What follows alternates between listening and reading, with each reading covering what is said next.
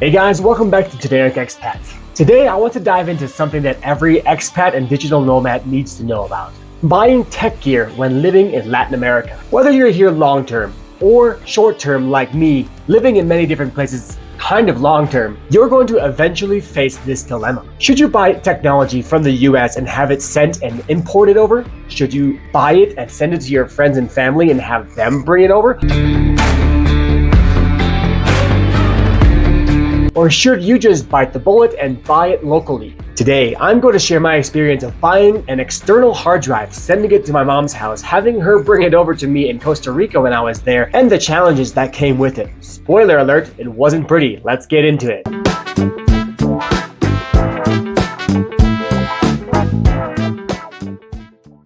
Hey guys, it's Eric from Generic Expats here, and since September 2022, I've been driving my motorcycle slowly south from the United States through Latin America, documenting what life is like for an expat living in the region. From navigating the costs of living and healthcare options to exploring safe neighborhoods and chatting with other expats, I give you an unfiltered look of what living abroad is really like. Whether you're thinking of retiring, working remotely, volunteering, this channel is your ultimate guide to making a successful move to the region. Let's start off with the temptation of wanting to buy things in the United States. It's quite clear that when you live abroad, specifically in Latin America, you will find that lots of countries have high tariffs and high taxes on technology-related products. In many of these countries, you're going to be paying 10, 20, 30, 50%, 100% more than what you would be paying back in the States when we're shopping on Amazon, on eBay. When you're finding things online and not paying these ridiculously high taxes, wanting to go to the US or buying them and having them sent over might seem like the best option. For example, this external hard drive, which is an ADATA HP710, which is a 4 terabyte hard drive I use for my channel. I had my mom bring it over from the United States and it cost me around $120. Now, when you're thinking about buying the same product here in Quito, Ecuador, that's going to be starting at around $150, $170, and up to $200. Now, that is a hefty increase in what you're used to paying back at home, right? So it seems like a no-brainer just to order it from the United States since it's $20, $40, $60, $80 cheaper there than buying it locally in countries with high taxes like Mexico or Guatemala, Ecuador, Peru, Brazil. It's just a no-brainer, right? Now, you may think that buying in the United States and just having it sent over and paying the shipping and taxes on those products might be your best option. And I'm here to say that it isn't always the best thing to do. In many countries in Latin America, they throw on a 10 to 30% import tax, and that is on top of the shipping costs that you are going to be spending to send it over to wherever you are. Suddenly, this $120 hard drive is turning into $150, $170 hard drive instead. When you start considering these prices, you don't really see that there's a massive advantage in doing it in this way. So in my situation, I ended up paying $120. I didn't actually have to spend any money for the shipping or taxes as my mom was bringing it over to me as a gift. So I thought, great, I will just have to buy it and wait, I think it was 2 or 3 weeks for her to come over, bring it to me, problem solved, right? This is where things took a turn for the worst. My hard drive actually arrived damaged. When I plugged it in, it immediately showed me a blinking red light. And that is the light of death, right? You do not want to see the blinking red light. There are 2 types of lights on most hard drives that I've seen. And it is the blue light, which is showing that is working properly, and then the red light, which shows that is working improperly due to some type of problem, usually internal, but also could be software related. Since I bought this hard drive in the United States and my mom flew internationally to bring it to me in Costa Rica, I didn't have the option of just sending it by mail back to where it came from immediately that same day, asking for a replacement because my mom had already crossed international borders.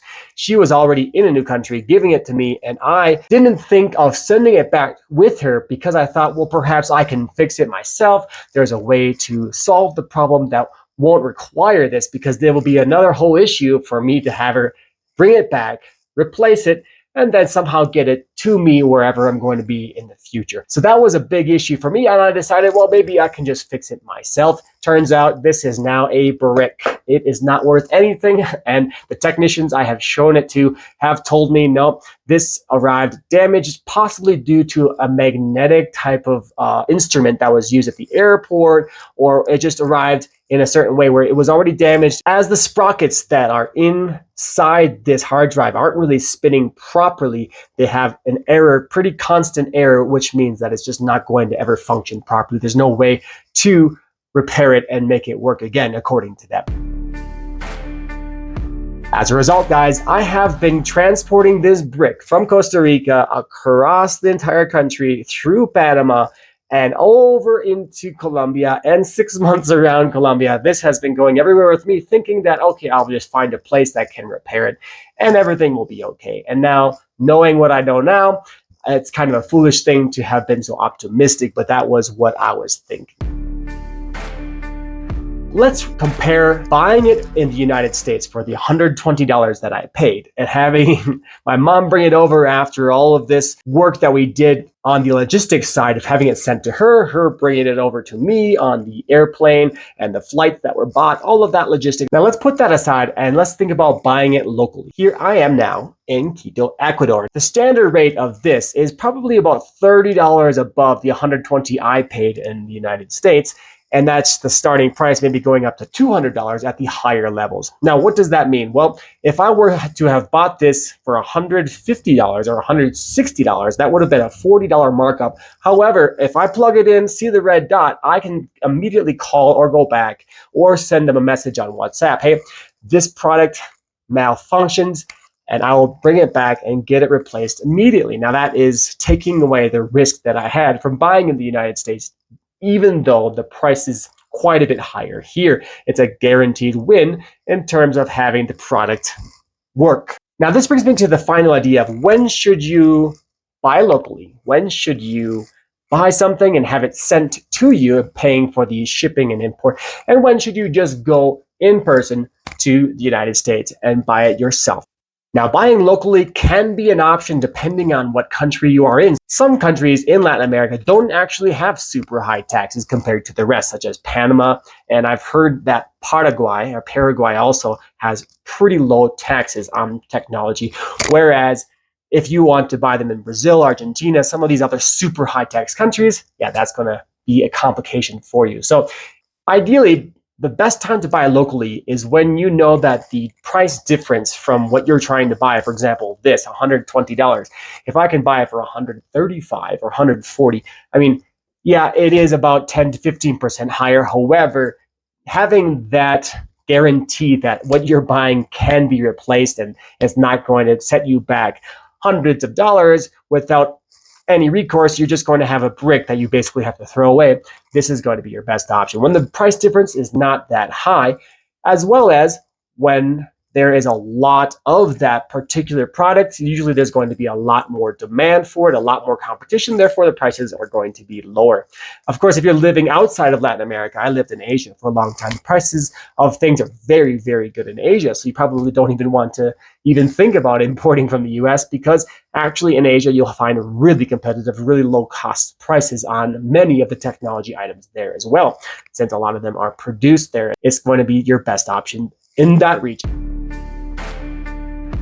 Now, moving on to importing. When is the ideal time to import? If there is a massive price difference from, let's say, this ADATA 4 terabyte external hard drive, instead of $120 is $250 or $300, for example, 100% more or more, of course, there's going to be a benefit in finding it in, for example, the United States, paying for the shipping and paying for the taxes yourself, and having it come over, even though you're running the risk of having that product not work and having to send it back, because that is the main risk when you don't buy it locally. You're going to have to send it back if there is any damaged part. This would have cost me around the same amount of money that I spent on it to send it back, because I have to import it back into the United States and pay for shipping, which is not cheap.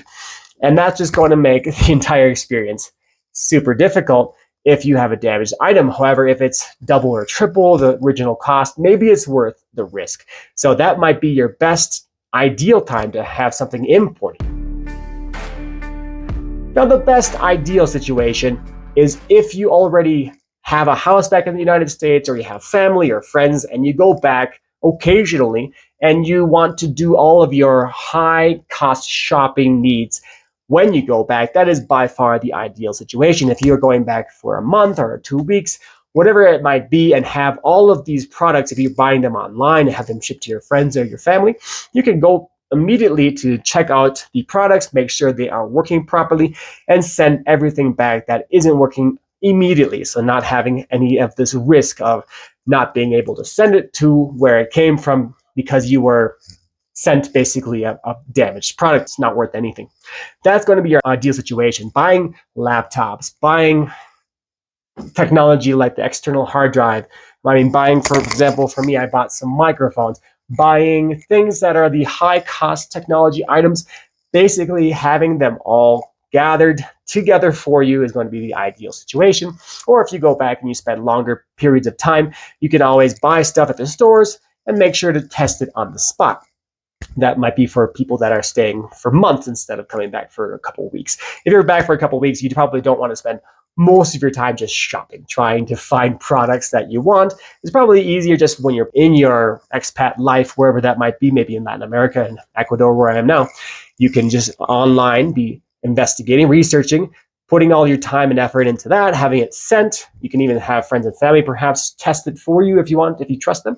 And that's going to be your best scenario for making sure you can get the lowest cost items and not have to go through the same miserable situation that I'm going through right now with a $120 brick. So what's the takeaway here, guys? Well, I thought when I was buying a lot of this low-cost technology in the United States on Amazon, having it sent to my family, and then having them bring it over to me, I thought, well, this is a win-win. There's no way I can lose. And the takeaway is that you definitely can lose. There are ways in which you can actually end up losing more than just buying everything locally. If I would have bought every single thing that I bought in this delivery package that my mom brought over, I actually would have spent less buying it locally than buying something and having to replace this $120 brick, this waste of space that I was given from Amazon. So guys, the takeaway here is if you're an expat, a digital nomad, a retiree, it's really good to be very mindful about what your current context is, your situation, and how you could best benefit from thinking through all the different possibilities of what could happen and doing everything properly in order to not end up paying more when you're trying to pay less. When it comes to taxes, shipping, damaged goods, those are all different risks that many people probably don't take into consideration, and it's all worth noting before going along this process of getting the high cost technology items that you so much want. My advice is to buy the items that are not exaggeratedly more expensive locally. And if it's a really, really high cost item with a very massive difference, definitely go through the other solutions that we talked about in the video, guys. If you're enjoying all the content I'm giving to you, if I'm helping you make good decisions about moving abroad and giving you information based on the misery that I've been going through for the past 5-6 months with this broken hard drive, guys, hit that like, subscribe, notification bell. And here I am in Ecuador enjoying the mountains of this beautiful country. Hasta la próxima.